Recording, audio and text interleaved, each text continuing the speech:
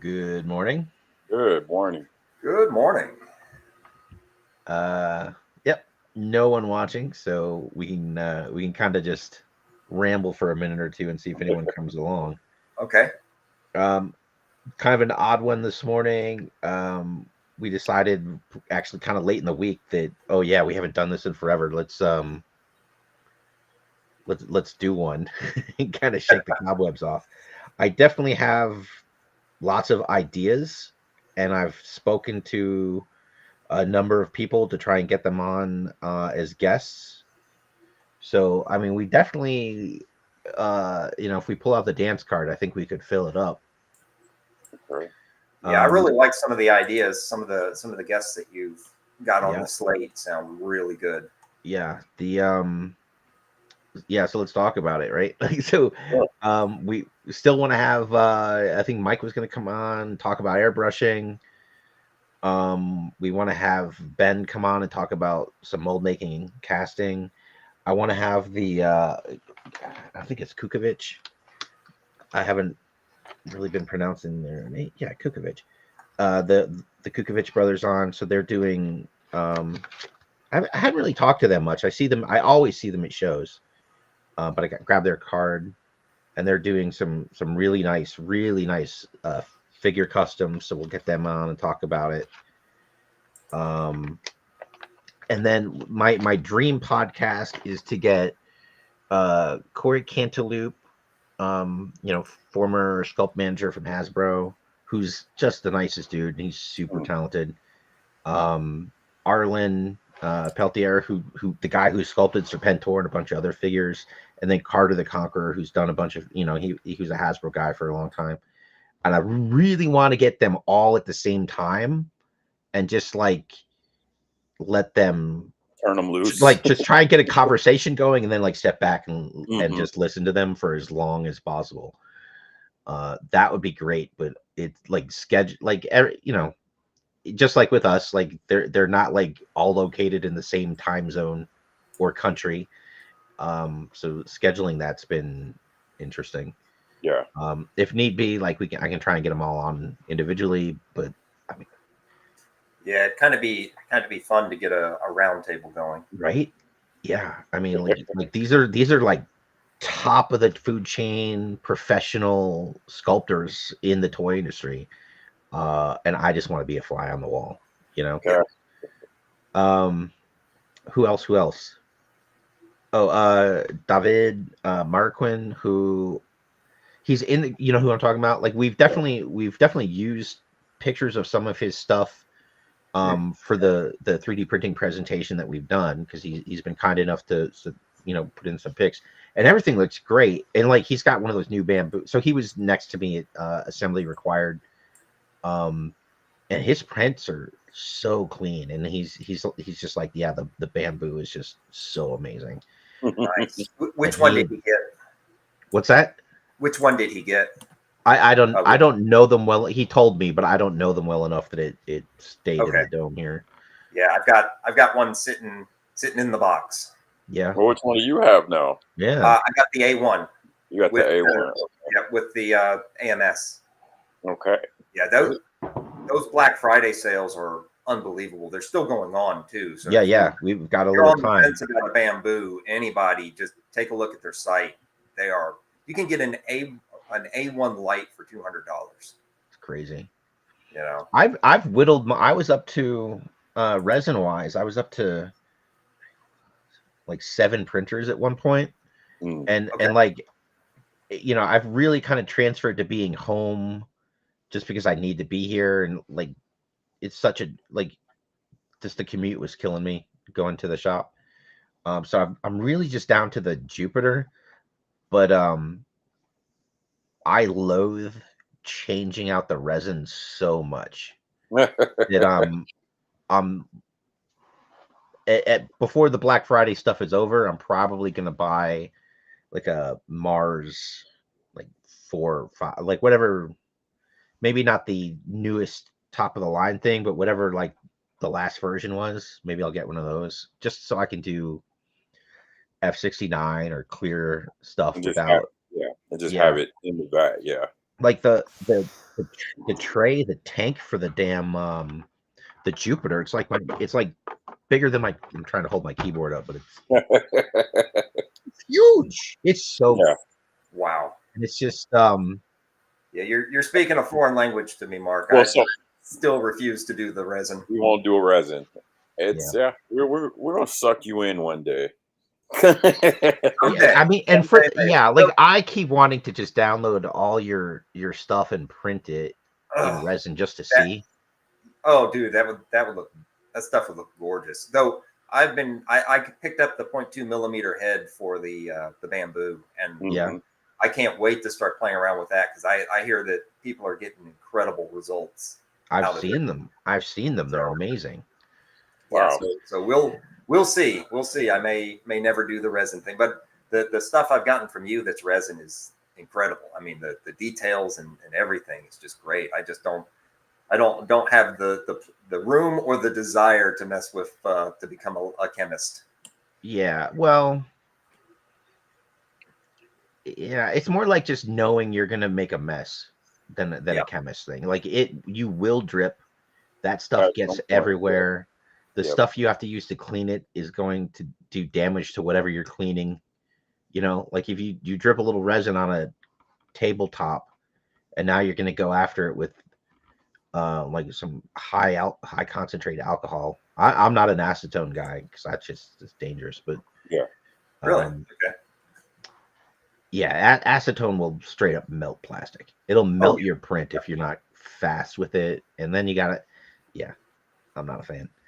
But yeah, so we actually have people watching, which is cool. Yeah, I So, see. so it's we can talk about just sort of new printers a bit, and maybe because of the Black Friday, because it's get like this is the time of year where people kind of jump into this hobby. It might be time to do another um getting started podcast. Yeah, that's a good idea. It's probably it might be a good idea to spend 10, 15 minutes just talking basics of printers because it is that time of the year. Yeah. But for people looking like, hey, what should I get? Like Mike's talking about, like the bamboo, and there's equivalents out there. I'm just not an FDM guy, so I can't really speak to it. But like, you get a good nozzle on a good printer, and you can get some amazing results that don't require a bunch of flammable compounds to be stored someplace, and it's not going to produce fumes that are just toxic. So Right.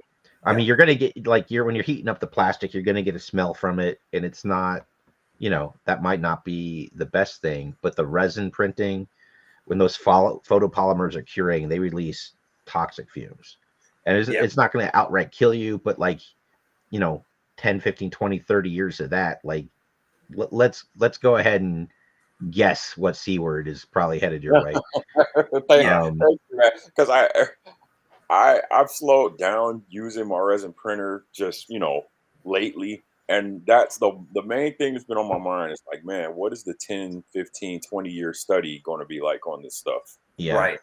Like I have mine set up. Like I said, I've got the Jupiter, and it comes with there's a plate with 4 screws. You can take that off, and there's a nice round hole, so you can attach a vent to it. So that's what I've done, and Mhm. I've got it vented out a window.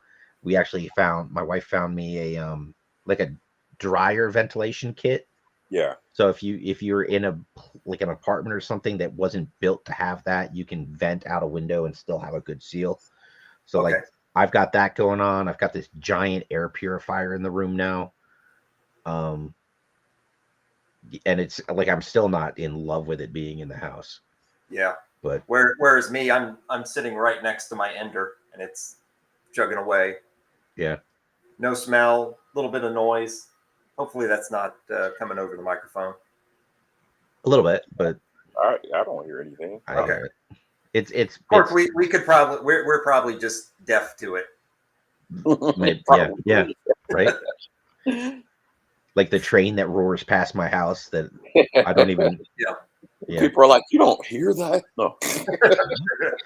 Well, I can barely hear it over the tinnitus anyway. Are you a PLA? You PLA plus? No, just PLA. Just PLA? Okay. Yep. Cool. Yeah, I haven't had to do the PLA Plus because the stuff I tend to print is so small that it's not really going to warp. It's it's pretty solid. Oh, and you know who I want to get on is Steve, and I can't think of his last name. Ugh, I apologize, dude. Yeah, so up at AR, he did the little Robo Skull. Oh yeah, But he did a big one. I saw the pictures of It's that. That was beautiful. awesome. It's like Yes. me and Chris Scott were like up close, like looking at it, like, what the hell did he print this with? Like, it's just gorgeous. It's gorgeous. Yeah. Um, Is that FDM? yeah. Holy cow. And like I was like looking for layer lines. Like he had to have like done a good job of, like, I don't know if he filler primered and sanded, or if it's straight print, if it is, and it's just that good. But yeah. I'd love to talk to him about that, because it's just like, even if you print like a Rattler or something, it's not the size this thing was. Yeah, that thing was massive. It was. Yeah, and then was it heavy or was it light? I didn't. I'm curious. Yeah, we'll try and get him on and we'll ask. Yeah, because that's a whole other thing, right? Like, just like we saw that bat. The bat that Dominic had printed, just massive and heavy. And then there's this thing, and then Travis from the AR crew did that Ravage. Did you see the pictures of the Ravage? Yes. Was that all 3D printed? Yeah, Jeebus. I mean, it was the one, he's on the Patreon. So like, it was the little one that I did. Okay. But like the size of an actual panther. Holy cow. I did not. I thought that was more like traditional art. That was 3D printed. Jeebus. Okay. Yeah. So like, I wouldn't mind letting him tell us a little bit about the experience he had doing that. And like, he kind of surprised me early on, like when he had only printed a couple of things. He showed me some pics, and in my head I'm just like, like when I design in a little bit of tolerance between parts that go together, right? And it's a fraction of a millimeter, but then expand that 2000%, and now that tolerance is a couple millimeters, and nothing's gonna fit. It's gonna be wobbly. Like, I'd like to know like how he kind of dealt with that. So now, was it still fully articulated? Oh yeah, I believe so. Holy cow. Again, like, I didn't go messing with it. I got a picture with it, but yeah, I wasn't about to just start like posing it or anything. Yeah, what I've done for like a tolerance filler like that, when you expand up, is I found that Mod Podge works pretty well. Yep. It's kind of like it goes on like a paint. It's more like a paste, but it doesn't fully solidify. So it lets you still move things around, but it fills in. It will fill in the gaps. Okay. And I've heard of people using nail polish too. Same kind of thing. You just need something that goes on thick, right, and cures smooth. Yeah. But like there's some interesting stuff people are doing, and we should get them on and talk about it. Yeah, looks like one of the Irizaris is on. Probably Mike. Morning, Mike. Good morning. Hiding behind the what's on Joe mind. So I'm going to say immediately, I feel a little bit out of the loop. I know you Mark just went to was it assembly required? That was pretty recent. I think I was already gone. I've been gone for a little while. Yeah, as everyone behind the scenes just discovered. So I'm definitely interested in what's been going on with you guys. What's been going on in the sort of like the show world, all that stuff. So whenever you guys want to get into that, fill me in. Okay. Well, Mark, do you want to start with AR? Because I'm really interested in a after action report on that. Do we go even further back? Do we go back to Joe Lanta? Joe Lanta, because we did a post Joe Fest kind of thing. Yeah. Joe, Yes, Joe Joe Lanto. Lanta. Go Go go ahead. ahead. Well, I can since it's my hometown, I can jump in on Joe Lanta. All right, so talk So to me about Joe Lanta. yep. So up until now, Joe Lanta's always been a local hotel show, right? It's been going 20 years. In the it's always been the 12-inch Joes. That's where it started with. There was a Big Joe, the dolls collection, and they had their get together every year. Always did it fantastic dioramas. You could always get custom clothes. They would always do a custom, figure set, that kind of thing. And over the years, it's migrated more and more towards just G.I. Joe in general. A lot of ARAH coming in, but the 12-inch guys are still there and they're still pretty active in it. But it's always been a smaller show. It's always been a hotel. Some have been good, some have been bad.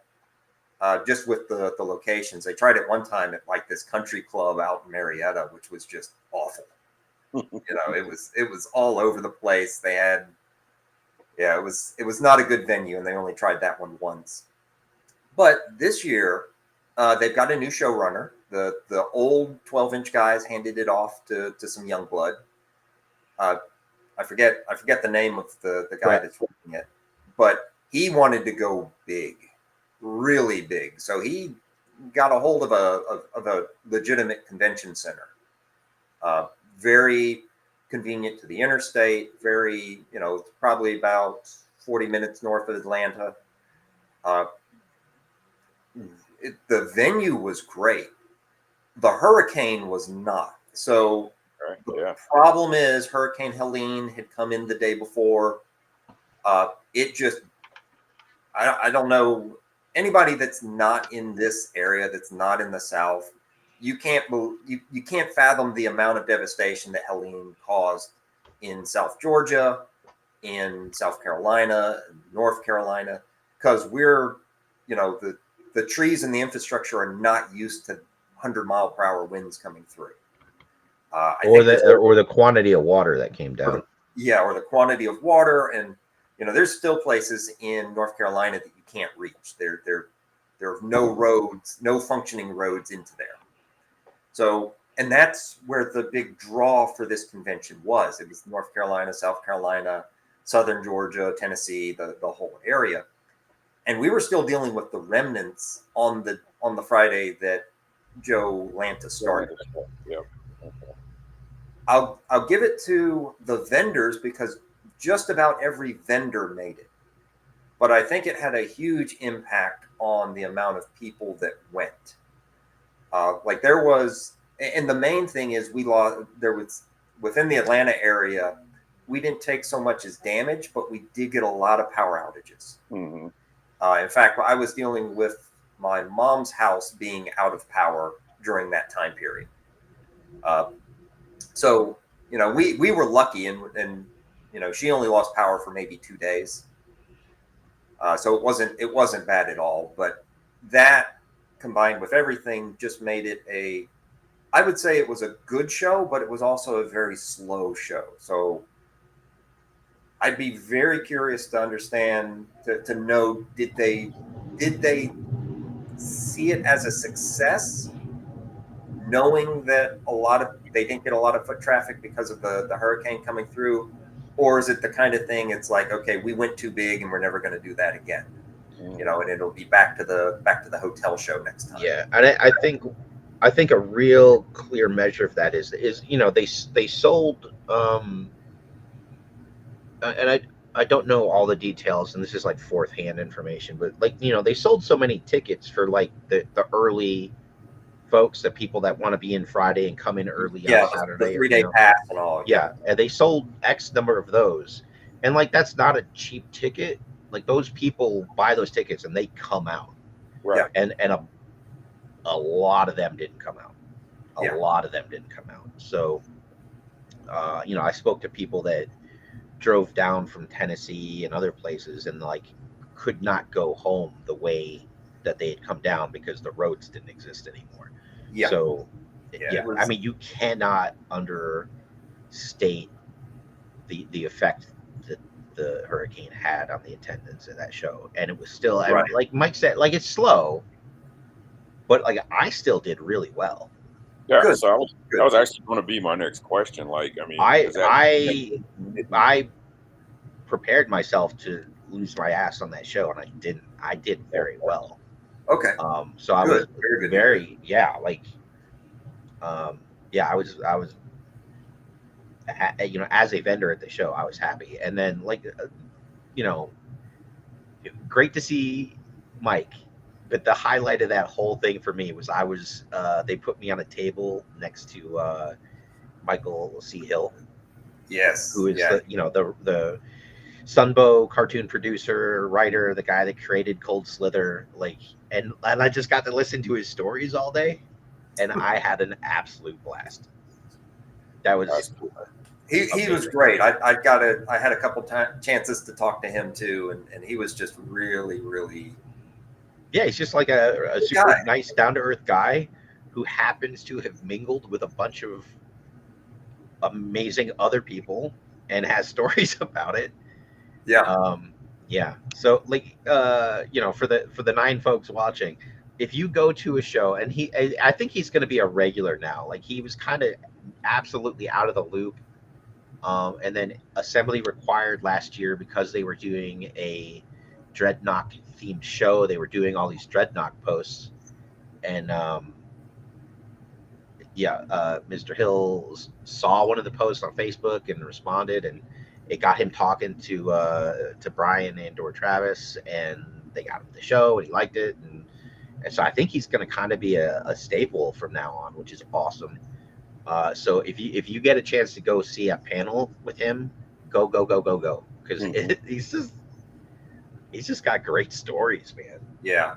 Yeah. Apparently, they did a really, even though he was the guest, they did a terrible job actually advertising that he was the guest. So he got very little foot traffic. But he did 2 panels in the show, and the one panel it was just him and Ben. That's it. Ben was the only person that showed And up. that well, and for just you know that was like a late Sunday thing, and again, the like I would argue the weather really hit hard for you know the people that would have come and seen that panel, which is Yeah. and he understood that, and yeah, but yeah, I love talking to that guy.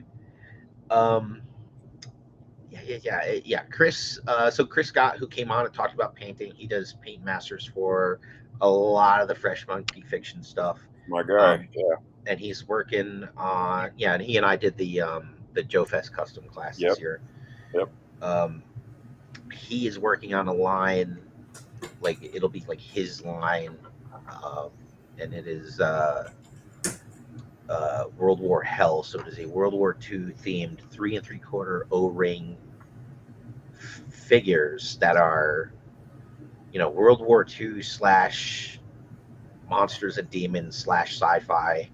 Yeah. He's got Carter the Conqueror's done all the sculpting so far, I believe, and he is absolutely crushing it.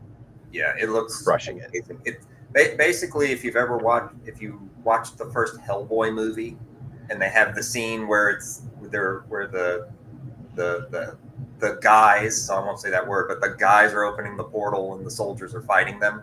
Yeah. This looks very that it would fit that aesthetic perfectly. Okay. Yeah. I've seen a few things. Yeah. Yeah. Yeah. They like, yeah, Carter. So just having worked with a good handful of designers now, like what you get to sculpt from is a pretty wide gambit. You can get some really detailed illustrations, and you can get like doodles on napkins, and you just got to figure it out. Chris, who's you know fantastic, he doesn't just paint; like he can draw. He is a fantastic artist. He's a fantastic designer. It's like him and Brian Sauer because they're just great illustrators, and I think they have a very good idea of what they want in their head. They provide really good inputs for the sculptor as to what they want, very specific, which is nice. It's nice not having to guess. So So like, and I I talked to him all the time. So like, I've seen kind of the illustrations he's been providing, the turns he's been giving to Carter, who just man. So they're just beautiful figures. And then Chris comes in and he's just one of the best painters I know on the planet, honestly. Yeah, he's amazing. And he's just not holding back with this line. So we don't know exactly what the future is, if he's going to partner with somebody, or very possibly some type of crowdfunder. When that comes along, I'm gonna push that thing so fucking hard. I want that line. Yeah. Okay. You know what? Along those lines, because it's very very close to where everyone was in the show. I think my biggest surprise of the show were these guys. Yeah. The guy Brandon sitting next to Chris. If you ever have a chance, I forget the name of the line, but the guy has a line of these miniature He-Man figures, but he does G.I. Joe versions of them, and they are actually really cool toys. I don't have anything here we can properly plug him with. Yeah, I'll have. Man. Yeah. Maybe go to the Joe Lantis site, and it may still have like the list of vendors. Yeah, Roma sells a lot of his stuff. Okay. So you can. He always does specials with Roma. And I think I have a bag for it somewhere with all the other accessories in it. Yeah. So it was like Chris, and then he was kind of on the corner next to Chris. Yeah. And then across was Carson with 3D Joe's, and he had his books. And I think he didn't bring any books home with him. I think that's correct. Toy Federation bought them all from him. Sweet. Yeah. Well, he like not 100%, but yeah, like whatever he had left, Toy Federation. Right. Yeah, everything that was his entire leftover inventory, Toy Federation was just like, yeah, we want some to sell in the store. Cool. Yeah. They bought the whole load, which is awesome. I do want to give a shout out to Carson. I know he had somewhat of a sale on his book, and right before I left the country, I ordered another book and got like the DVDs or something, and it was all waiting for me when I got back. I was able to replace. Remember, I went through a flood earlier this year. Yes. Some of my stuff, including that book, got damaged, so I was able to replace, and so I have it again. So that's pretty cool. So if he had the sale going, people who still don't have it, can go ahead and check that out. See if you can still grab it, which I'm sure you probably could. But I just want to shout out Carson, like, hey, I was able to get another one. So pretty cool. That book is just special. Like, it's special, right? Like, I think if you're in this community, you've heard about this book at this point, and the kind of running joke is how big and heavy it is. Yeah. Okay. But yeah, like you can't crack it open to anything and not just start turning pages. Like, it's just right. It's just so good. It's so and it's like just preserving all that art, like high quality scans of originals, and then like a good print out of it's not this big, it's this big.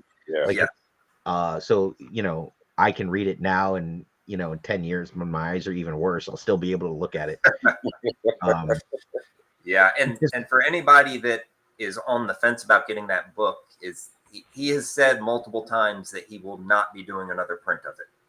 So what's out there is out there, because it was he has said that it was a $500,000 print order. Yeah. It was a monumental feat. It's interesting. Yeah, like, so he had to have it printed overseas because he couldn't find a printer on this continent that could do it. They couldn't even do it. It is what it is, like, he really wanted to have it done in the US, and it just wasn't in the cards, unfortunately. Mm-hmm. But that's kind of what happens over here. It's a lot of do it faster, do it cheaper, and we lose technology because of that.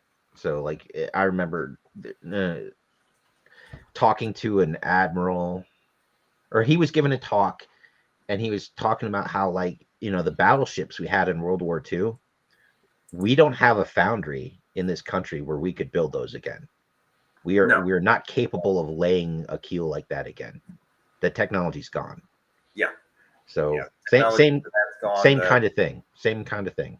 Well, hell, we don't have a silicon foundry that can do a modern processor Yeah. anymore. All Yeah. that's in Taiwan. Taiwan has the highest level, and hopefully we'll be able to get some of that coming back to the U.S.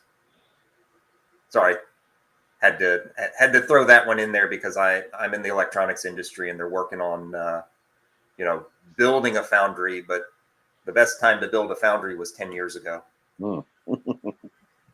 So it's in process. There's definitely been some things in motion. Started about 2 or 3 years ago, and hopefully it will happen because bad things will happen if we can never do that again. Yeah. And Warlords of War. Yes.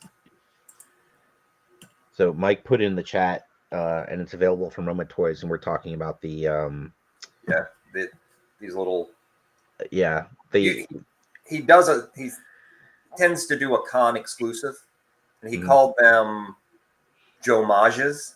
Yeah. I was trying to remember what the word was. Yeah. But Masters of the Universe stuff, some Joe stuff, and they're fun. They're just fun little pieces. It is a great toy. It's based off of some sort of existing open source pop and click. So the Glio system. Okay. All right. Yep. Okay. I actually picked up something from this guy maybe 2 Joe Fests ago. So like 2 or 3 years ago. I have the Mr. Roboto, or the Roboto from from Masters of the Universe. Yeah, that's his focus is mainly Masters of the Universe, but for all the Joe conventions, he does he's done like Big Boa and Crocmaster, and because he's trying to fit them to the Masters of the Universe body, it ends up being a lot of the goofier ones. But that's okay. Yeah, but that's what makes it fun. Yeah. Sweet. Cool. Don't give me another line to start chasing. Stop it, Michael. Bad Michael. Sorry. Have you been doing the Haya? No. The 4-inch Haya? Oh, they're so good, Artwann. I know they're awesome. I totally at the beginning of this year just said, you know what? I have to limit. They're pretty cool. Yes, I have to limit what I'm collecting because my house is going to explode. Like, people don't understand. I live in a small beach house, and I have to like just kind of like carve out a little path to walk around the house. That's how much stuff Wow. Well, I mean, you could trade one of the 15 flags you have and have some room for a couple of little 3-inch figures. So I just got my Dragonfly delivered yesterday. It came originally Thursday, but I was still en route. And I brought that box in the house, and I'm just looking like, Jesus, dude, I'm going to be sitting on top of this because I can't open it. There's nowhere for me to put anything. It's so like I'm not saying this to rub it in, but you brought up the Dragonfly. Mike and I talked about it just a pinch before the show. Like when you open it, like it's got trays, and like the skinny one is the figures. But when you pull out the big tray and you crack it open and you see this thing for the first time, and it's impressive, man. Wow. When I got the Hiss, I had it on the kitchen table for a little bit. And my youngest came into the room and like stopped and was like, whoa, and like just started playing with it. So I like left it out for him for a while so he could play with it. I was just so tickled to see that happening. The Dragonfly intimidated him too much. I don't think he knew what to do with it. Like it is so big. It's so cool. It's gorgeous. Like, congratulations to everybody that worked on that thing, because it's amazing. It's amazing. Yeah. I've heard some people talking about issues. I didn't have any winch issues or battery issues or anything. So, well, QC. It's bound to happen, and you Yeah. know. Yeah, for sure. But yeah, I don't even know if I'll get around to opening it anytime soon. It's just too much. I actually haven't opened any classified vehicle yet. Really? Not No Really? even the Vamp? vamp, Nope. Oh, no dude, ferret, the Vamp is awesome. no rams. You didn't open a Oh ram. well, no, I have a RAM out. Like You didn't open Ah, a no Baroness what Coil about the cycle? trouble bubble? Trouble bubble, I haven't opened any of Serpentor's those. air Nope. chariot. Nope. Okay. Baroness Just Coil cycle? nope. Just I have the RAM. I have one RAM on display. That's it. Wow. Okay. It's because they're too big. I like, I know we're asking for them, but Jesus, the Yeah. space. Yeah. The vamp's not that bad, honestly. Yeah. Like the vamp's very displayable. Yeah. Okay. Yeah. I've got a shelf. I've got the Hiss, the Stinger, and the Vamp. And the MMS. I did get the MMS mainly because it came with the Techno Viper Yeah, version. I haven't opened mine. I've been on the fence about it. Yeah, it's not. I'm more interested in the MMS than the figures. Oh, really? Okay. Yeah, I mean the Techno Viper. It just never struck me as a figure that needed a repaint. You know, Right. and I realize they made it part of a team, but that whole Yeah. thing, I think they It were just really. reaching in our pockets with that one. Yeah. Yeah. It really did not need a repaint, especially when they announced that version before they announced the regular purple version. Yeah. You know, obviously everyone knew it was coming, but still, that's kind of a kick in the teeth when they're like, hey, you know, if you want a Techno Viper, you're going to have to buy this, you know, goofy red and black version. Yeah. This is just absolutely one of my favorite figures. Yeah. I loved it when I was a kid. Yeah, there's something that doesn't quite look right about yours. There's the guy. Yeah, that's the way it's supposed to look, Mark. Fix it. How's he wearing a helmet over glasses? What's that? That's dumb. How's he wearing a helmet over glasses? He's an engineer. He figured it out. He figured it out. There's a little button. He touches it, and they sort of he has a prescription helmet, and he carries his glasses in his front pocket, in his pocket. He's got a pocket protector. Seriously, I love it. And I honestly, I don't know if this is a great figure or just my brain loves the Techno Viper and I can't objectively look at it. Yeah, I think it's a good figure. To me, it's a good figure. I like the. I did the mod that you did with painting the weapon silver. Yeah, and that really causes it to pop. I actually makes it pop. Yeah, sure. I picked this up at Joe Fest. The display thing. That's sweet. There was a guy, and supposedly it glows in the dark, but I think whatever resin he did has lost its glowiness. But still, I like the green color. Color looks really good too. Yeah. Awesome. I hadn't seen that. We're still somewhat talking about the show. So we talk about Joe Lanta. Yep. I eventually want to get out to this one and Assembly Required because I used to live in Omaha, so like I know Iowa. So let's at least give a recap of what you thought of Assembly Required this year. I know you rave about this show. I just looked at the chat. Yep. I've seen pics of the Warthog, but I bet that thing's amazing. Yeah. So Assembly Required. It's this was my third year, I want to say, that I've gone, and I've heard at least Brian, I think, say this. Brian Sauer, who's one of the guys that runs it, and he does. Brian's an artist, particularly graphic art. Like he's amazing an illustrator. He can do whatever, but like he creates fantastic visual stuff for the show. It's always posters. If you've gone online and you saw like they had like a giant card, like Destro version 2 card back.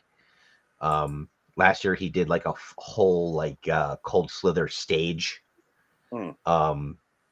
Just amazing stuff. But so there are vendors. You can go there and you can pick up some toys, but it's not the main thing. It is not a search. Like a toy It's centric not. show. Yeah, it's not like, oh, I have this holy grail I've been looking for. I'll go to AR. I'll probably find it. Okay. That's not really what this show is. Like, they have a big spot set up in the middle of the show floor for people to play the various role playing games that G.I.JOE Oh, has now, right? okay. Mission Critical, the Axis and Allied. Like, they've got tables set up so you can learn how to play. There's a company called the Dealt Hand, and they're a local like gaming store. So they come out and they teach the games to you. So, which is the way to do it, man. Like, trying to read instructions for games like that. That's not how I learn. Right. Um, so, but they have like a big area just for that, right in the middle of the floor. Um, you've got guys like me that are kind of selling 3D prints. There's I mentioned before David Marquin, who was next to me. David, sorry. Um, he had some of his 3 3/4 Joe vehicles, which are huge and beautiful, but he also had a bunch of Dino Rider stuff this year, where he was able to. I want to say they were the like the Jurassic Park dinosaurs, which scale pretty well for 3 3/4, and then he created Okay. Dino Rider accessories and parts to go on them, and they fit the 3 3/4 O-ring figures, and everything looked awesome. Like, he Oh, got a nice. lot of traffic of people that were just like, wow. Um, Larry Hama was there, who was really nice. I was talking to some folks, and he kind of just walked up and introduced himself like we wouldn't know who he was. Oh, Um, yeah, You may some have of heard of the him. finest were there. They had some really nice Iron Grenadier cosplay, and they had this giant like castle wall with a drawbridge door on it, and you could take a picture with them in front of it. Yeah, one of the guys was Metalhead, and he had like the twin rocket launcher backpack. Um, who was there? Yeah, Michael C. Hill was there. The Joe Declassified guys were there. Um, oh, now I'm on the spot. Uh, damn it, not Picard. Fuck. Oh, I'll come back to it. Chris, Diagnostic 80 McLeod was there. He didn't have a okay. table or anything. He was kind of walking around. Then Word Burglar was there. I don't know if you guys have heard me rant about this, but like, I made like on the drive to Joe Fest the year before last, I made my oldest son was with me, and I made him listen to Welcome to Cobra Island. Oh, yeah. And then like on the way home, he had like this monstrous like Word Burglar playlist. He had just been listening to Word Burglar, all like listening to everything and like picking out his favorite songs and everything, and made like this giant playlist. So like he became like a legit big ass Word Burglar fan. Oh, that's good. Yeah, so I, like no kidding, I think I was more excited about my son getting to meet Word Burglar than anything else. And nice. so he was there, he's walking around, and I really went out of my way to not kind of build it up. And I didn't tell him like Word Burglar's doing a concert on Saturday night and we're going. Like, I didn't tell him. Okay. But yeah. And I was trying to get him to come to the table, and I was gonna like see if he wanted me to make him a head. Mm-hmm. And I talked to Chris about it, and he was gonna try and get him to come over. And at the end of the day, he was just, I think he physically couldn't get there. I think, it's just one of those shows where if you walk 5 feet, you end up in a conversation for half an hour with someone. And I Okay. think essentially that's what happened. It's just like the dude couldn't get a couple minutes, To just you move know. around. Yeah.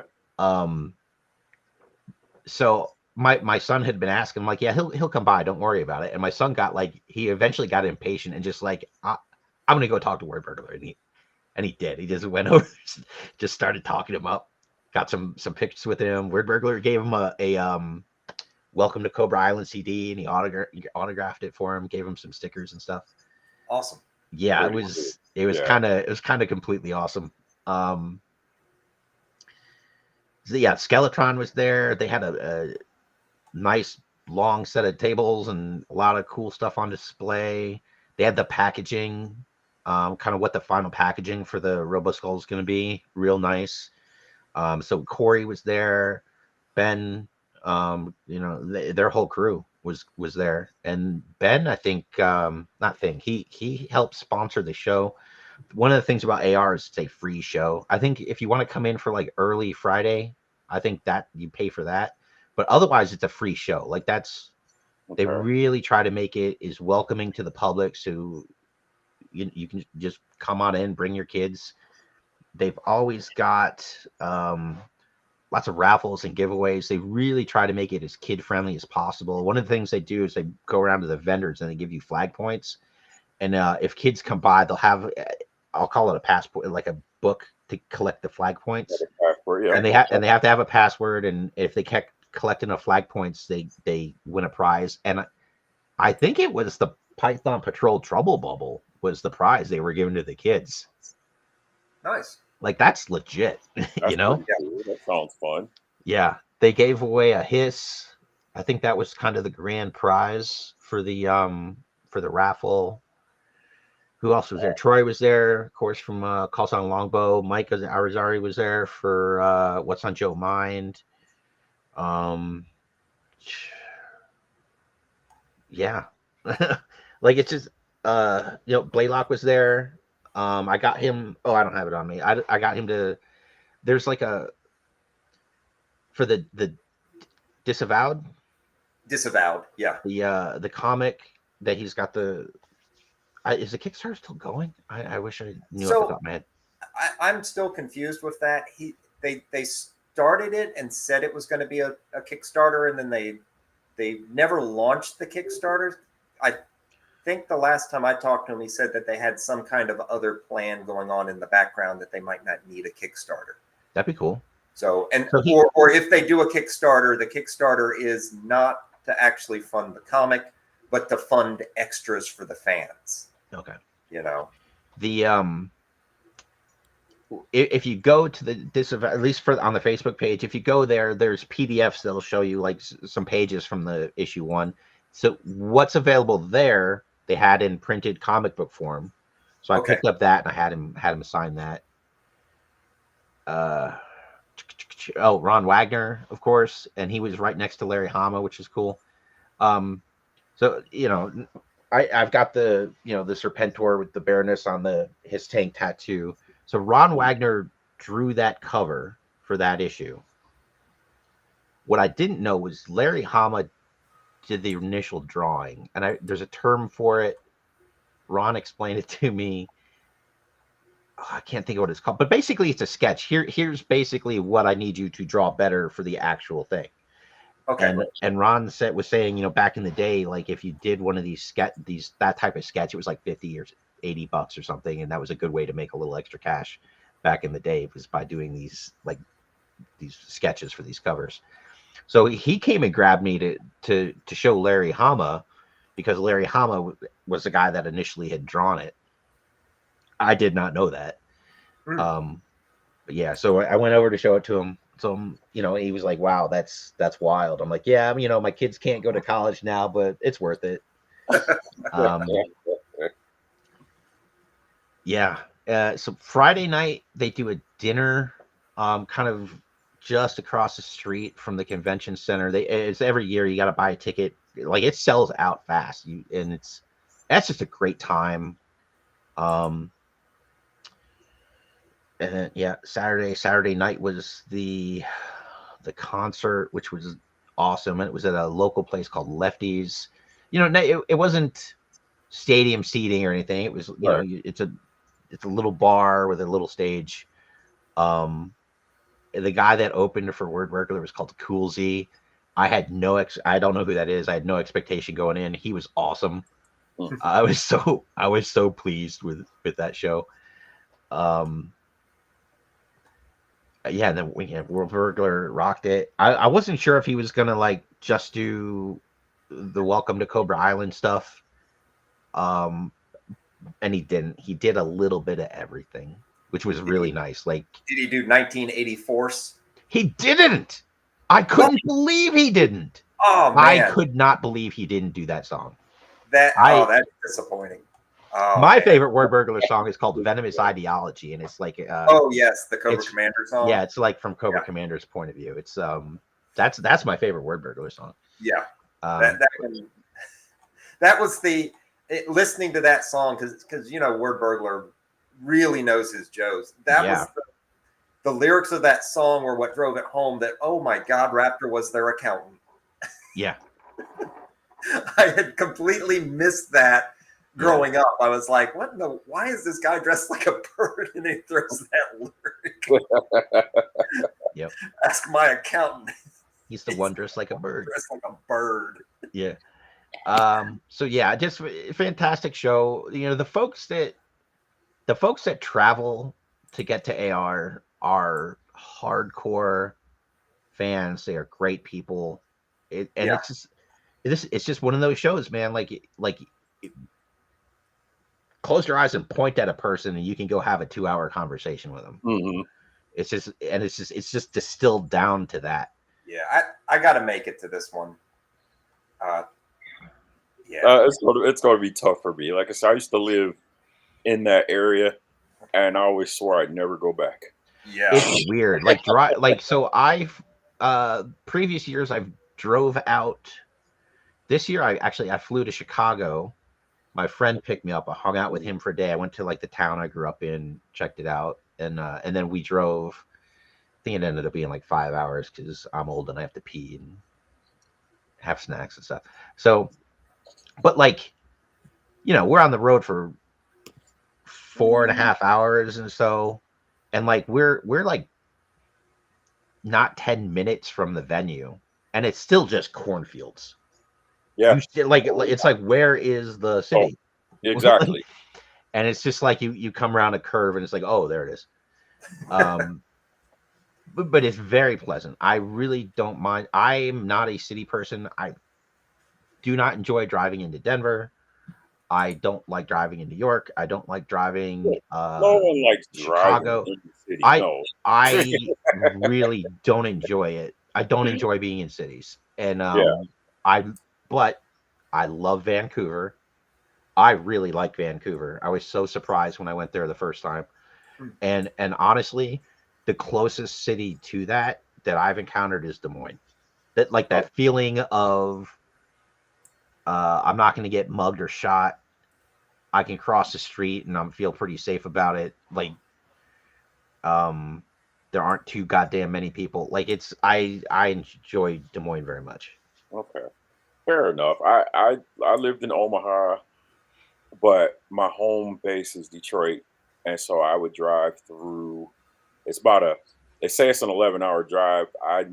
It's never taken me 11 hours. I've done it like in 9, 10, whatever.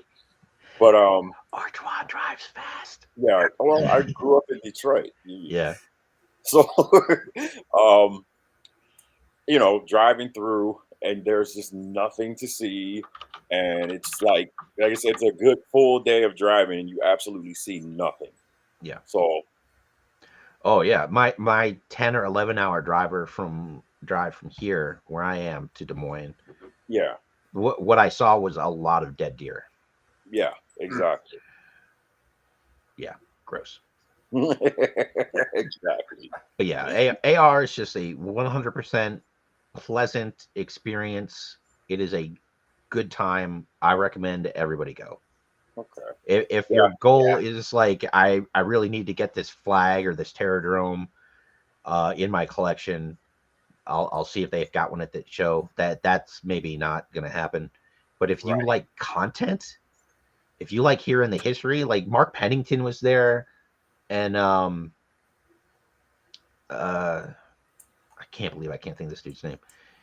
They did like a whole how they came about designing the Iron Grenadier. Like they did a whole panel on it. It was it's just really good content.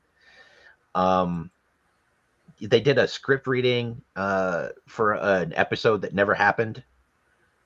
Oh really? The King for a Day thing. Yeah. It was just good. It's just such a good show. Yeah, Oh, how'd the custom class go? Oh, yeah, the custom class. I was part of that. So, good. I literally didn't show up until it was almost over because it Okay. starts in the morning. So Kobe, uh, so Brian, Travis, and I had some, online meetings about what we want to do. Brian drew up some stuff for me to kind of go off of the sculpt. So the plan was to do a Roddy Piper Iron Grenadier in classified scale. So I did like two different versions of the head. I wanted to do just a head with like the They Live glasses on, so no Yeah. one would have to paint eyes. Yeah. Which turned into, okay, we'll do two heads. Fuck. Uh, and then we really kind of went after the They Live look, kind of the. It wasn't a mullet; it was just this beautiful head of hair that he had at that time. Yep. Yep. And then it was a Iron Grenadier helmet, but they wanted it kind of cocked to the side a little bit. So I did the head. Really, first head I've ever sculpted from nothing. So a bit of a learning experience for me. Um, yeah, secondary, and it was like a leather jacket with the sleeves cut off, and then some Iron Grenadier kind of looking stuff on it, like the pauldron. And then when we were talking about the gun, I'm like, I really want to do like a drum-fed blunderbuss, and they were like, yes, please do that. So that was the Nice. weapon for it. Yeah, I was so pleased with myself for that. All right, but hold on, because you're talking it up. Like I said, I haven't been around. I've been out of the country. I need to see something. I can go grab something.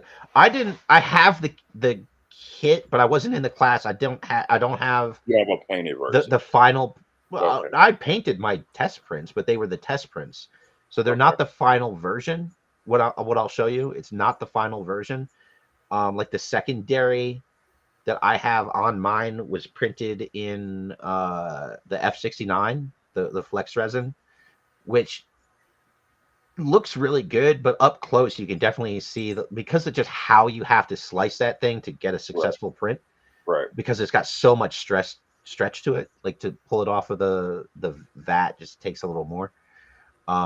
So they printed theirs like as high quality as they could, and then Kobe made a mold and cast it out of a flexible, like a rubber compound. Mm-hmm. So like the final version's kind of nicer than the goofy test prints that I have and through Painthon. Give me 1 second and I'll go grab it. Okay, no problem. We'll maintain. Nicotronis, what up though? Thank you. That's a Detroit thing for people who haven't been there. Um, I yeah, I'll try to make it to the show. I, Yeah. I'm planning for 2025. Like I said, I've cut back. Believe it or not, I've cut back on spending. What? Yeah. So Say it ain't true, Juan. yeah, Say it saying ain't so. true.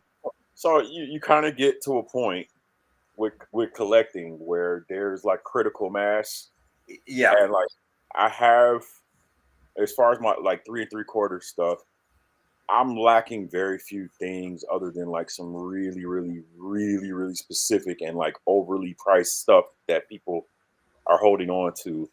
Okay. So I'm only looking for like little bits. And then yeah, don't I just decided I'm only gonna collect classified at this point. Like there's some other stuff that I've seen that looks really good, but as far as Mhm. collecting is concerned, classified is what I'm sticking to. I have done the Super Sevens O-ring stuff that's come out. I kind of like that for what it is. I mean, Yeah. people are gonna say what they got to say, but Yeah. um, like for me, because I can make figures. I Right. make. Exactly. It's I have an appreciation for them being made. Is what I'm yeah. saying. Yeah. You know. I what I like about the Super Sevens is I I think that all looks pretty confirmed, but their next batch looks a lot more interesting. Okay. Yeah. Looks like they are going to do a Romar.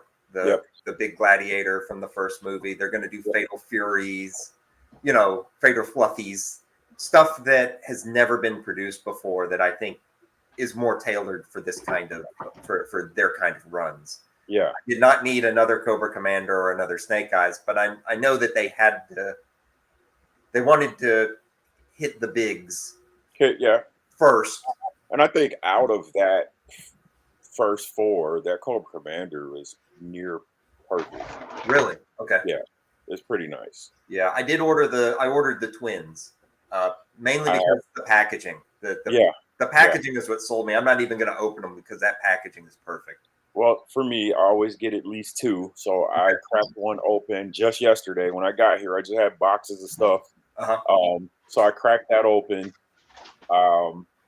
Put the loose ones on display, but I have the box one in my display too because it's just so nice. Yeah. So I'm, depending on what they kind of do with that Super 7 O-ring thing, I may consider myself a collector of that. But I'm just, man, I am exploding. As you can see, like this is. Oh yeah, we can.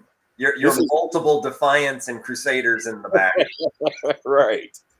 And I'm sitting in my living room, folks. So. Oh wow. Okay. Yep. So stuff is all over the place.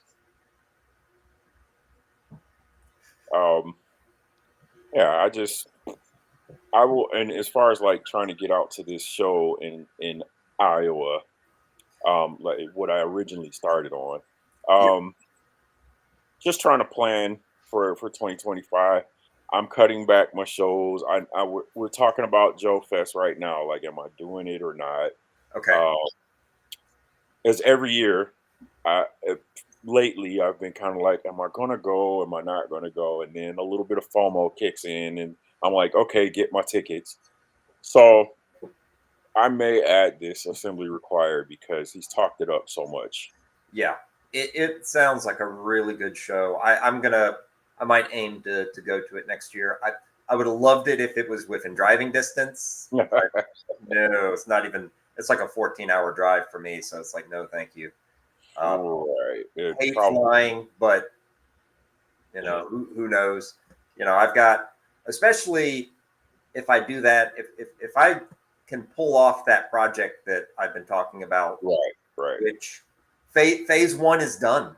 I don't know if I've updated you guys on that. I have the finished ISOs for it. So now it's a matter of sitting down and getting cranking.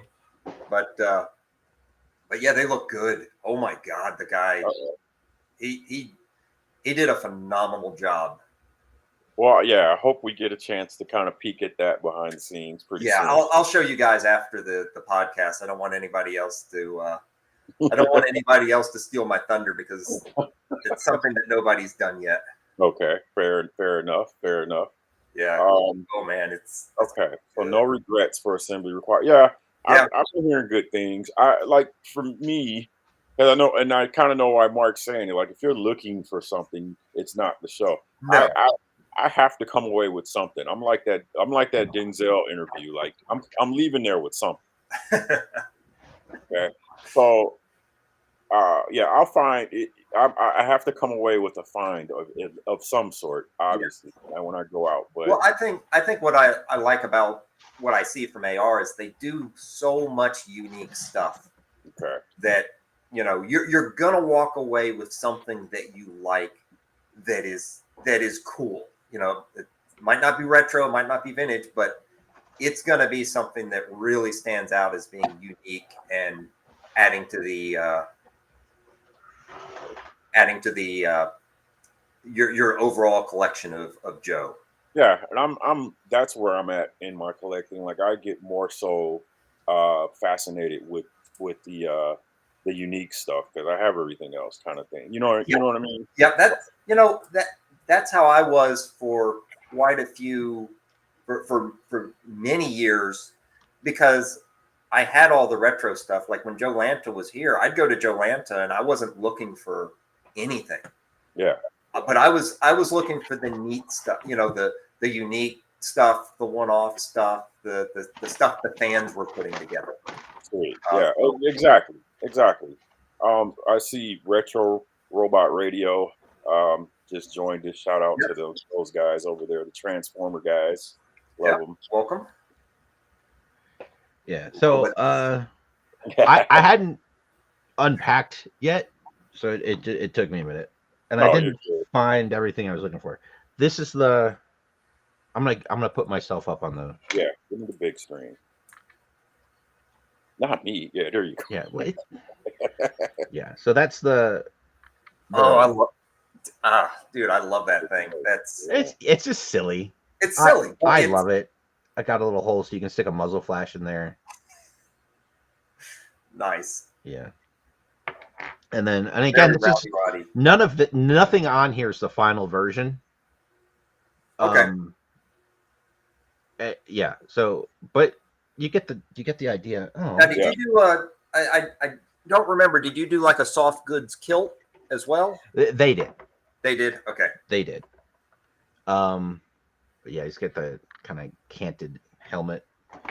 But there's also a piece that's the shells. Yeah, like that, and they just kind of clip onto this strap that's here. Yeah, that's no kid. Like that's pretty sweet. I don't know if we can. Yeah, like I've got a leather texture on there. Yeah. What's on the buckle? Is that the Destro head? No, it's like a skull with a wreath around it. It is not the Destro head. Dope. Okay. Wow. But I really like. For me, it was just like if I can sell the zippers as zippers, I've succeeded. I think we got it. Yeah, that looks great. That looks really good. Now, what are those printed in? Or the ones that they did for AR, what was it printed in? I don't know. Okay. I assume it was a hard resin, like a TH72 or Elegoo ABS Light Gray or something. I don't know. We'd have to ask Travis. So Travis did the prints, gave it to Kobe, and then Kobe did the molds and the casting. So I think the only thing that was still 3D printed in the final kit was the gun, and just because it's got a bunch of undercuts. Like when we first talked about what we were doing, like the idea of it being made into a mold and cast didn't come up, so I didn't design it that way for that purpose, right? Yeah. And honestly, I'm real impressed with how good the casts that Kobe did are. There is a question. I think Nicotronis is saying, "Hey, are those kits sold out? Do we know anything about?" They definitely still had some at the end of the show.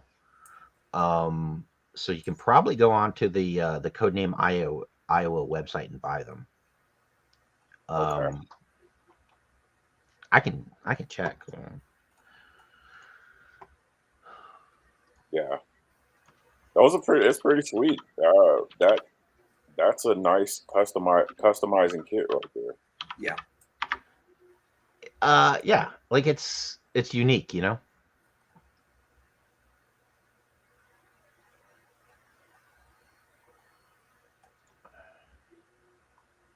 But yeah, Mike and I were just kind of filling some void while you were checking for those parts, and just kind of talking about whether we can really try to make that show in 2025. I'm always every year just teetering. Am I going to go to Joe Fest? Because for me, it's a trek. I'm coming way from the other side.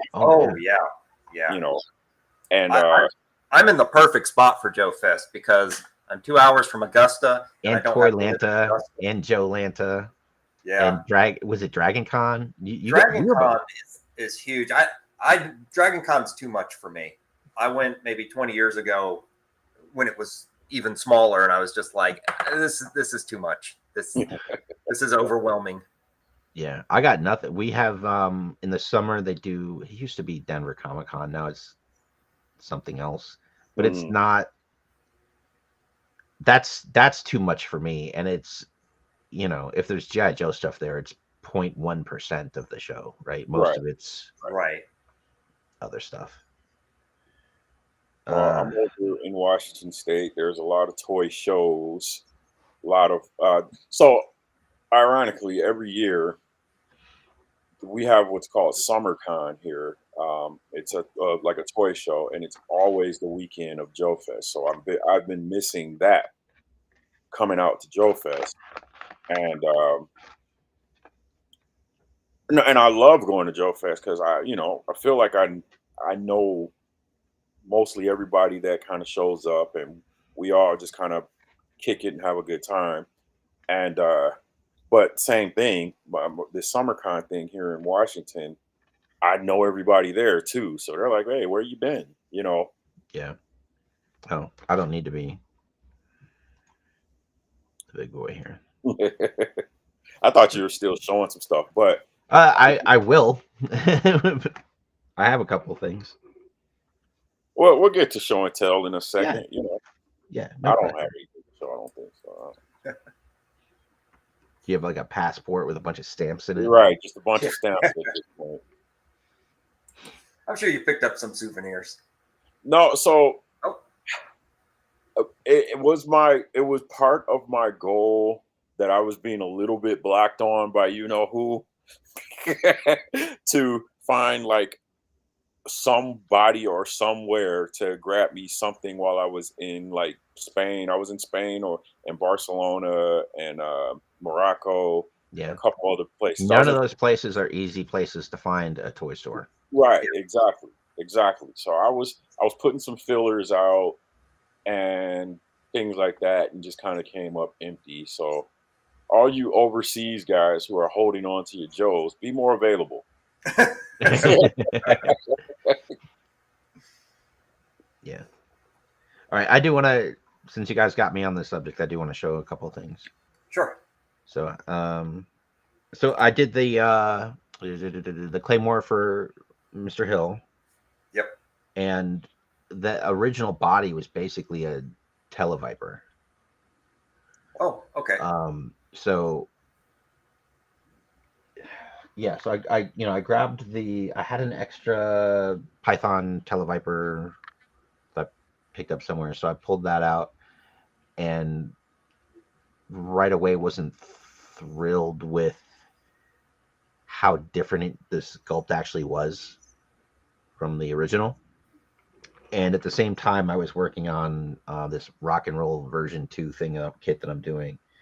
And my original plan for the rock and roll V2, this is just the rock and roll we got, which is fine. It's great.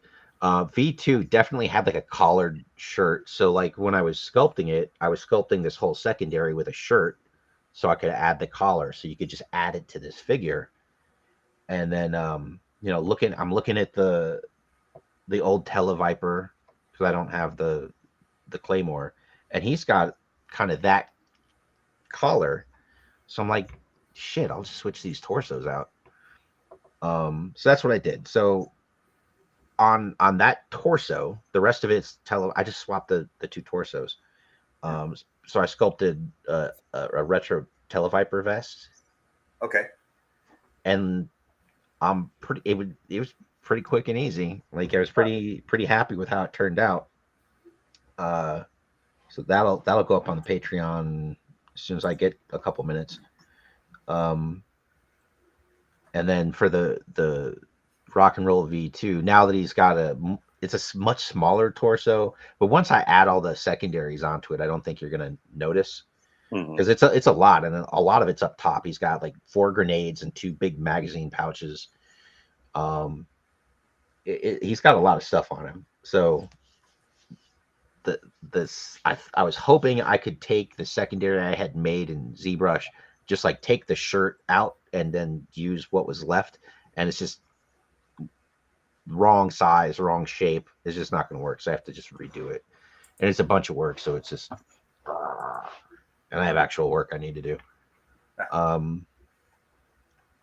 But I'm real happy how the thing that had always messed me up, because I had been selling the V2 Gatling guns for a while, but I never had a great way to do the ammo belts.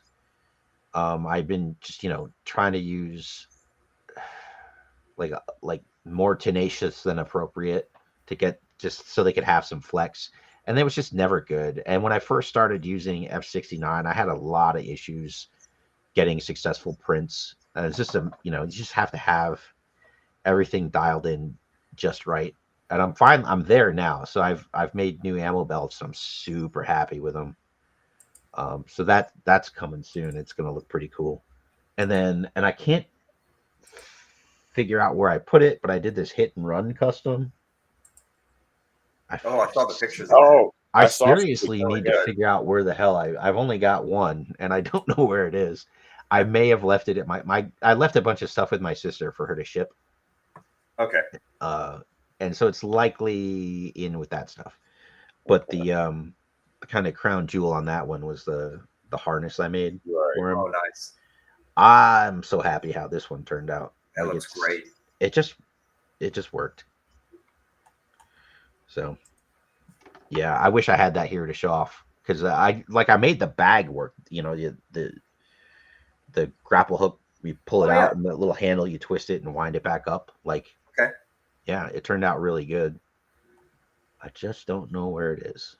Oh, that's understandable. I Yeah, saw a picture of that. Like I tried to lurk and see what's going on, but I felt like I'd been out a little out of the loop. yeah, yeah. For that one, I used the carded the retro Duke. And mainly because he has the right sleeves to match the original figure. Hmm. Uh, and then like yeah, like the helmet worked and everything. Like I'm just sort of sometimes you make something and then you've got to do a little tweak and a little tweak and a little tweak and it becomes really tedious really fast. Yeah. But the hit and run kind of everything worked right the first time, which is fantastic. It's always sweet when that happens. Yeah. And then I'm doing I was asked to get take a shot at sculpting for Operation Recall. There's a character called Night Raid, and he has Okay. a dog called Ozzy. And then I was asked to see if take a swing at doing the dog Okay.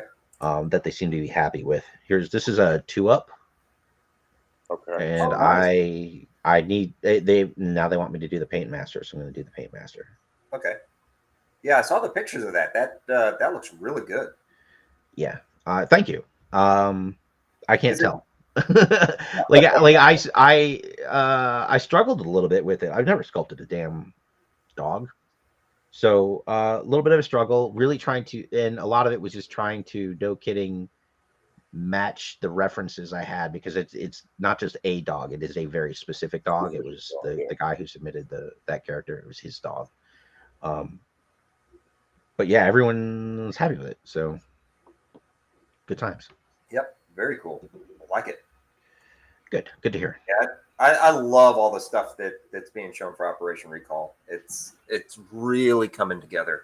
Yeah. It's been a long process, but I think it's really going to be worth it once Carson and the team pull it off. Yeah.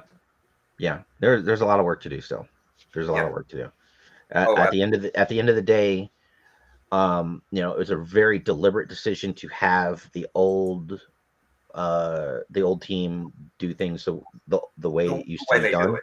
Yep. and technology is gone. Like we talked about earlier, right? Like the technology to send them a 2-up wax figure and have them shrink it and make molds out of it. That technology no longer exists. It's gone. Yep.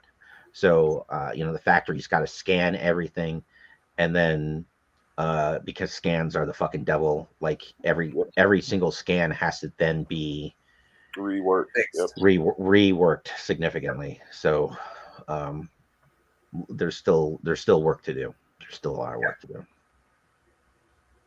But You would everything's think, looking good. but you would think that technology would get better and better, faster and faster. Like I don't get why The scanning part. the skating part. Yeah. If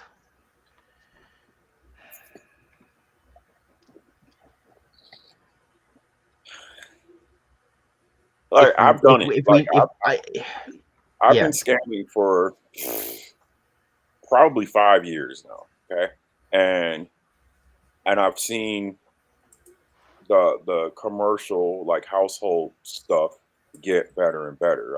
And so my assumption would be if you're sending it to like a legit scanning company, that it has to be getting better and better. Yes. Uh, I I I haven't seen any of the files yet, but I suspect they weren't when the two ups were sculpted, they weren't sculpted with them then being taken apart and scanned in mind. I got you. Does that make sense? So Yep. it's just if Operation Recall it's already succeeded, but if it succeeds to the point where more is going to happen, I think there'll be some changes in the production to streamline it. So, Yeah. okay, gotcha.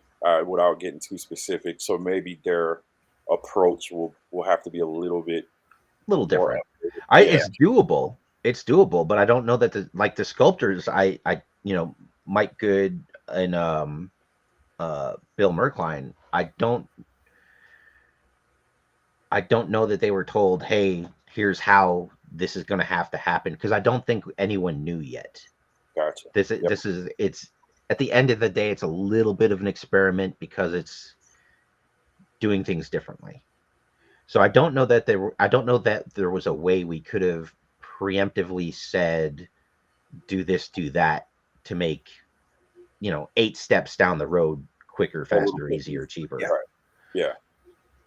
But now we know, and so And knowing is half the battle. Yeah, knowing's half the battle. Moving forward, I think everything will be smoother, easier. But yeah, for the first round, I think there was just no way to know. Mm-hmm. Yeah. That's interesting. Wow. The roadblocks. Oh yeah. Yeah, yeah. But man, I'm really looking forward to finally seeing that one out. I'm guessing probably about 2 years before we see anything again. I mean, just because tooling hasn't even started yet, I'm assuming. No, but I think it's real close. Yeah, but it's close. Yeah, so yeah, I don't think it'll be 2 years. I think less than a year is possibly also unlikely, just because there's so much that has to get tooled and Right. just that process of they make a tool, they do a test shot, they send it out. There's gonna be flaws, and we're gonna have to kick it back. Okay.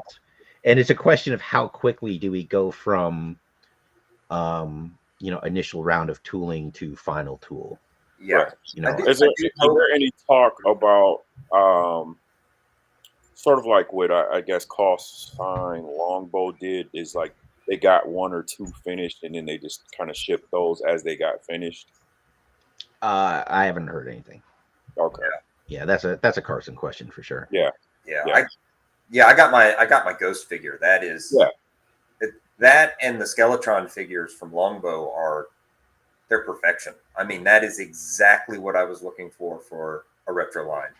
Do I have the Ghost figure? I haven't even opened mine yet, because I was only, I was like, oh, I'll just buy one because it's kind of neat. And then I'm looking at, I'm like longingly looking at that figure. It's like, I want to open this thing and play with it, but I only have one. So yeah, bingo. Yeah, next time I see them in person, I'm going to buy whatever figure they have available. He had some at AR.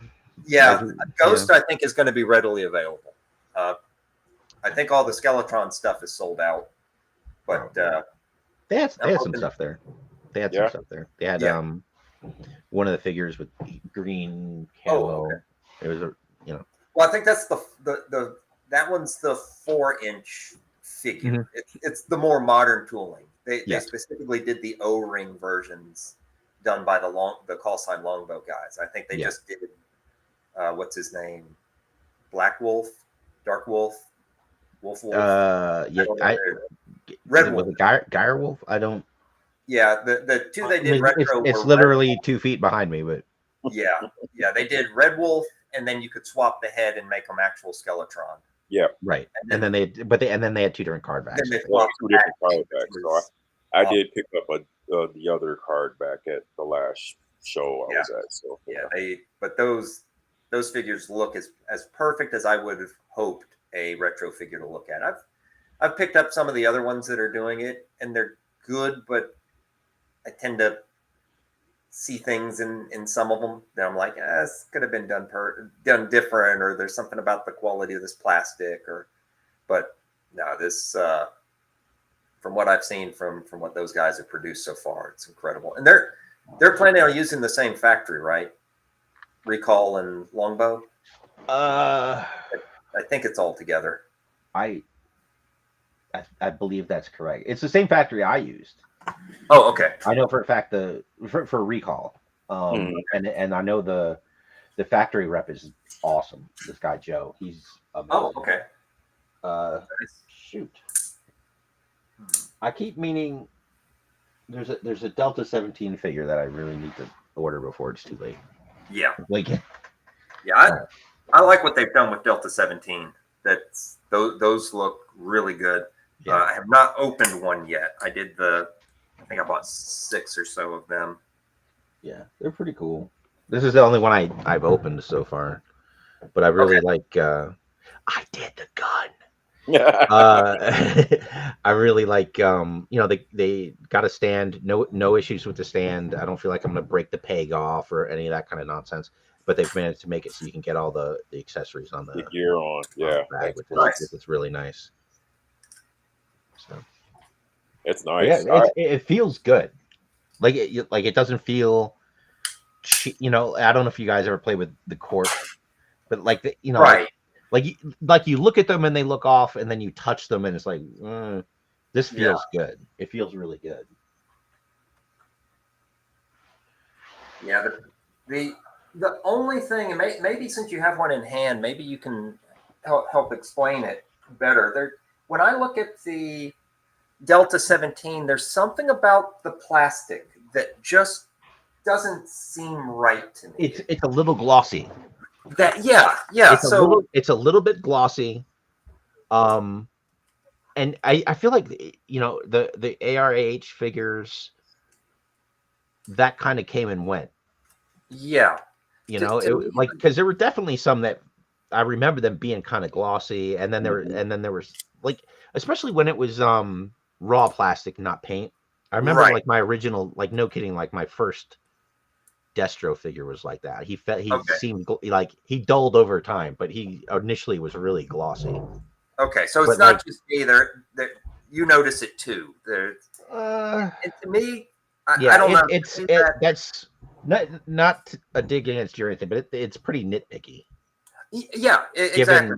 There's something to me that has just, I don't know. It almost looks more like a Black Major figure, and I don't know if it's the fact that they're not.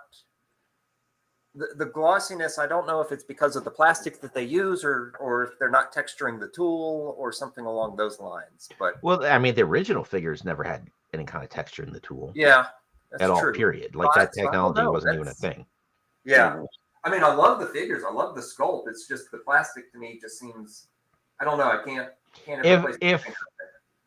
If I had touched it and it felt off, I would definitely say it's off. But like having opened it and held it, it's kind of just right. I really have no issues with it at all. Okay, nice. Yeah, and all mine are still packaged, so I haven't. Yeah, I don't think they're nice figures, man. Nice. Yeah, I love where they're going with the line. Those are some really good figures. Yeah. I see you have a few loose figures back there on display. What all lines are those? Here? Yeah, there. Yep. It's a kind of random smattering of stuff from childhood. Rick Hunter from Robotech. Okay. That's that Delta 17. I've got the A-Team, the Galoob A-Team figures back there. Oh, nice. That's Chris's Grindhouse toys, the Dread Trooper. Okay. Freaking Warduke from Dungeons and Dragons, which is interesting. Prince, oh crap, he's from Voltron. Prince. Okay. Yeah, something. I know what you're talking about. Yeah, there's a Green Goblin back there that was my kids. So I didn't own this until pretty late in life. I wanted this thing so bad when I was a kid. Never had it, but he's got like it's like Oh. an O-ring between the legs. Yeah. Okay. And like, I'll tell you, so this, this was early to mid 80s, this Yeah. line, and like that's some pretty cool articulation for a figure this size back then. Yeah. Honestly, I never knew it had shoulder articulation. I always thought, Yeah. looking at those figures, I always thought they were 5 POA. 5 POA, yeah. Gotcha. All right. Careful.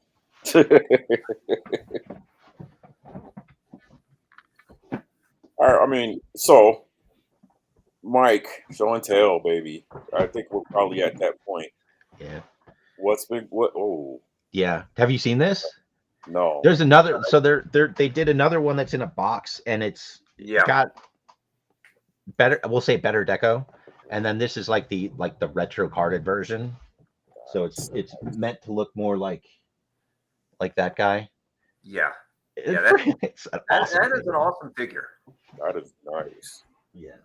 I don't know if you saw, if you had a chance to talk to him, but the cosplayer that was at Joe Lanta, usually it's he and his wife, but I think his wife didn't make it to the show.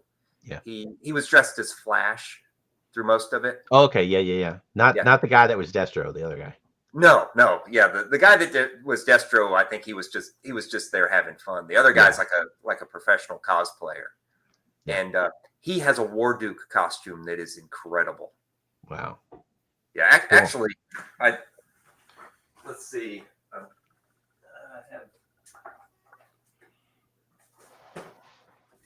Yeah, so this it's kind of Photoshop, but basically that's the dude's cosplay. Let me get you. Sorry. Yeah.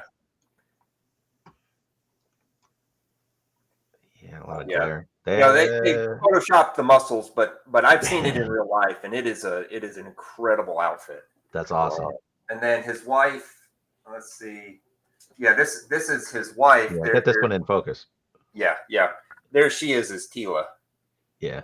Wow. So, and I mean, they make all their stuff. They do all their stuff. They run all kinds of websites and Instagram and things showing how to make stuff, and they're really, really good. Cool. Maybe we try to get them on. We have a growing list.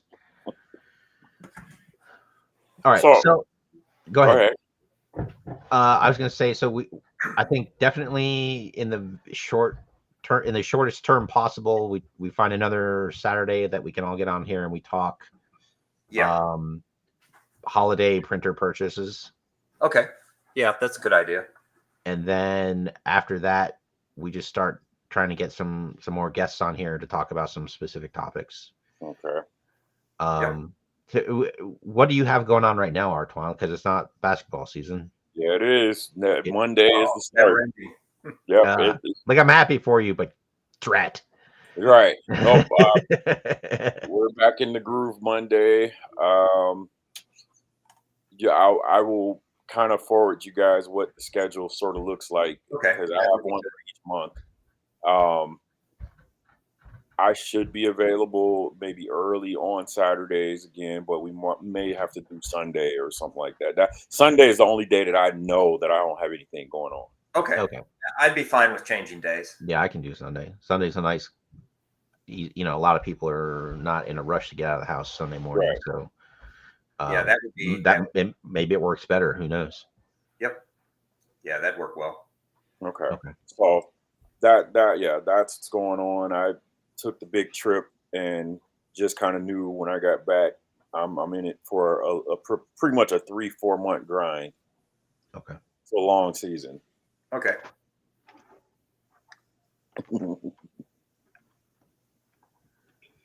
It's always basketball season. Yeah, it does. It doesn't feel like it. It's a long season. Yeah. All right, we'll figure it out though. We mentioned some people before. I definitely, if you've got so if you're watching this, if you've got like a big project you want to come on and talk about, heck, we can get the guy that did the Derek Hicks. Yeah. Holy cow, that flag was amazing. Did you see it, Artwann? Yes, the 6-inch scale flag, yes. Oh, and the Omega Supreme Shuttle Complex. Oh yeah. Yeah. So like if you've got, we didn't talk about that. You haven't seen any of that, Artwann? Yeah, we'll get him. We'll get him on, and he can explain it. He can show you. Yeah. Like, We had it at Joe Fest. Joe Lanta. Lanta. I always say the wrong one. Joe Lanta. Yeah. That was amazing. Well, Ben posted the picture of him doing the transformation, so I think you can find that in the 3D printing group. I think that's where Ben posted it. Yeah. But so we have lots of potential people I'd love to have on to talk about some specific projects and kind of, what worked, what didn't work, what did they learn from it. I think that's huge. So we'll just start lining stuff up. I do want to do this more regularly. I miss doing this stuff with you guys, and yeah. Yep. It just gets busy. That's how that works. But you're right. We got to get a little bit more consistent. Yeah. Yeah. I was telling Mike before the show, like I thought the plan was I get back from the show this week and it's like go, try and get caught up. But like I get back while we were gone, we got 2 feet of snow in early November. So like every tree in all my trees haven't lost their leaves yet. So like branches just ripped off all over the place, all kinds of damage to the, it damaged a bunch of stuff. So I had to deal with that. And it's like, I got that done. It's like, cool. Tomorrow I'm going to get up. I'm just going to work. And it's like, hey, one of the kids broke their glasses. It's like, I got them an appointment for tomorrow morning. And it's like, come on, man. Yeah. I mean, it seems like little things like that. It's like, 3 hours in the middle of my workday, like that hurts, man. Yeah. So just got to keep plugging away. Yep. So we'll try to have a show early-ish December. Yeah. Honestly, for me, it's like it's ASAP. Like the first weekend that the three of us are available, we're doing a show. Yeah. Like next weekend, something was afoot. I'm doing a damn event at a local toy store next weekend. Yeah. So if you're in the Denver area, come by Monkey Paw Toys on Havana next Saturday, and we can do a scan your head. I'll make you a custom action figure head. Okay. Those are so cool. For less than the cost of taking your whole family to dinner. Yeah. Depending on where, but most likely. Yeah. Not like McDonald's. I was gonna say if you go someplace expensive like McDonald's, you're shit out of luck. But yeah. Dude. Everything's so expensive. Yeah. Anyway, yeah, so I've got that next Saturday. We could do Sunday if y'all want. Sunday the 20th. We can do all this. Yeah. we don't have to live stream us deconflicting schedules. But like no kidding. There's a lot I want to do. I'd really like to kind of pick this back up. Yeah. So we'll figure it out. Okay. I've definitely got some folks interested, and we just need to plug in some dates. I always feel bad because what's on Joe Mind always gives us a shout out every week. We barely do. It's just like, and for all your chunky tank kitty needs, and I'm just like, we haven't done one in like 4 months. So. Isn't that why it didn't it just went by like bam. Oh yeah. So we'll figure it out. If we could do like a holiday purchasing thing before actual Black Friday, that would be great. Okay. Yeah, maybe we aim for next Sunday. Okay. I know that would work for me. It's kind of short notice, but we'll finish up. Yeah. We'll make sure we're cool, and then I'll immediately start pushing some type of promo for it. Yep, sounds good. Cool. That'll work.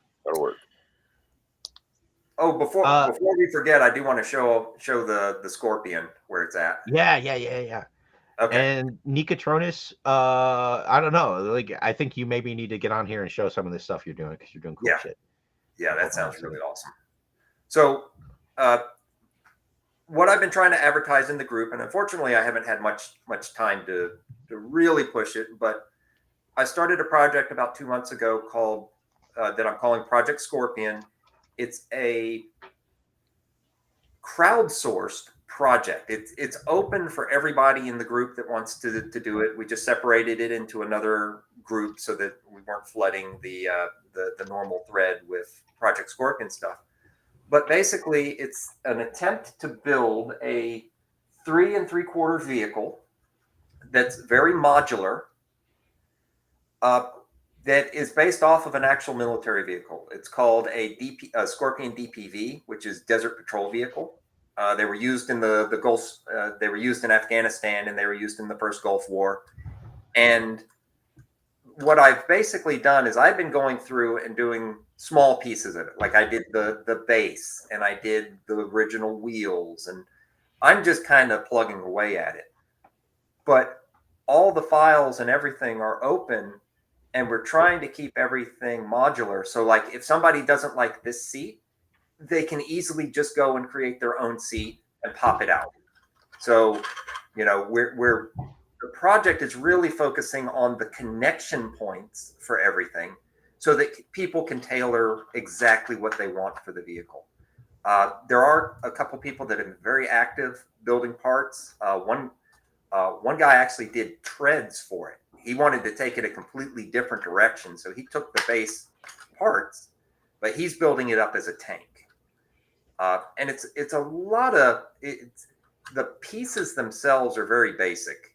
And as I'm trying to keep this thing from falling apart on me, but ultimately it will make a very cool, unique vehicle that is tailored for 3 3/4 figures.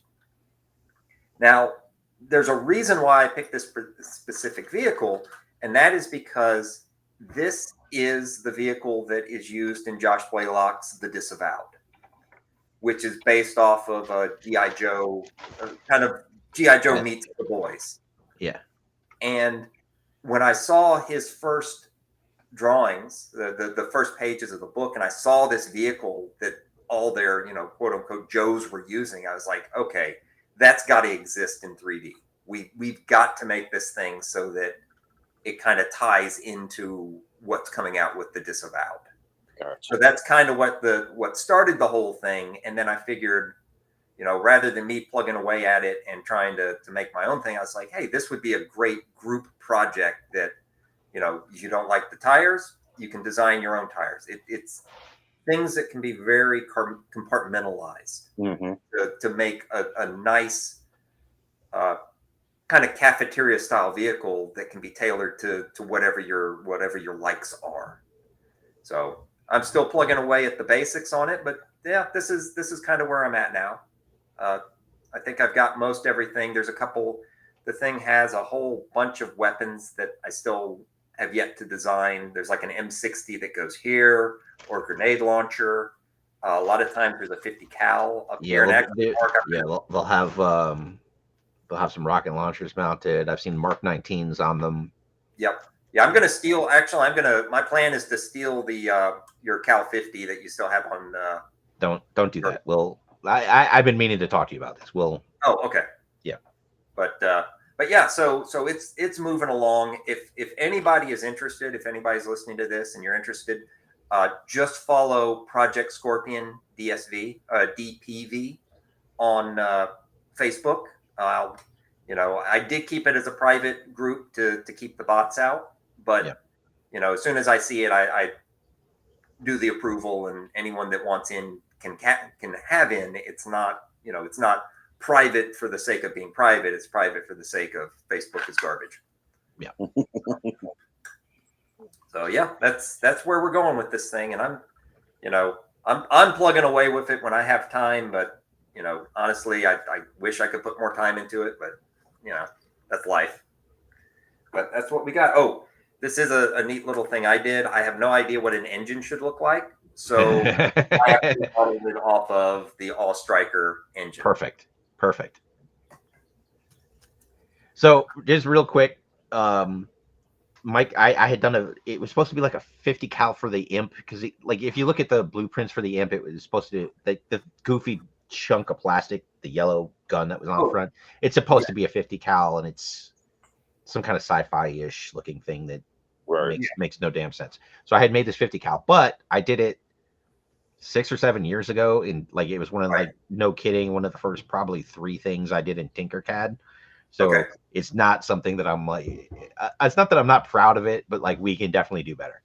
Yeah. Well, you did the roadblock gun, the roadblock version for classified too, right? Isn't that yeah, I did one of them in Tinkercad, and then I think I eventually redid it in Fusion. Okay. Yeah, I don't think it's the one that you print, but I think you still got one out there on Thingiverse. Oh, no, it's definitely on Thingiverse. I want something better for you. Oh, and we'll talk about it. You know, okay.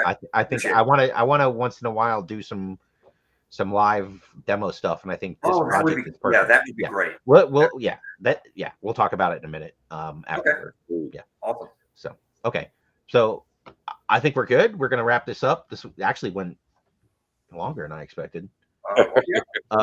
Man, you know how we are. We can BS about anything. Yeah. Pretty true. Yeah. Pretty true. Back to the Tyson fight. Yeah. I know. Yeah. So yeah. Hey guys, that came and tuned in. Thank you. And we're gonna try and push and get some more content from the G.I. Joe 3D printing group out there. As always, I want to involve the people. Like, the whole point of this group is to be a group. So if you've got like a cool project or something that you want to come on and talk about, or like you can have a project that's like failing and you want to talk about, like, hey, how can we fix this? How can we make it work? Like, come on, we'll talk about it. Like, I think that's more useful than a bunch of things that worked easily the first time. Like, I'd rather hear about what was hard and how did you problem solve to come up with a solution. That's the stuff I want to talk about. So yeah. So just reach out to us, any of us, all of us, Mike Kleppinger, Techno Viper 3D, Artwann Poor, Viper Pit Tours, or myself, Mark II Design. Reach on Instagram, email, Facebook, I don't care. Reach out to us if you want to come on. We'll put you on, man. We'll figure it out. Yeah. You know what we haven't done in a really long time, which might be another future show, was, remember the show and tell one that we did? Yeah. Where we kept giving people like 10 minutes just to show their stuff. Maybe that'd be a good one to start the year with. Yeah, it's always good because people are doing some really cool stuff now. Like, it's amazing. From year to year, the game has been just the bar keeps going up fast. Yeah. Cool. All right, guys. Thanks again. Have a great rest of your weekend, and we will see you soon.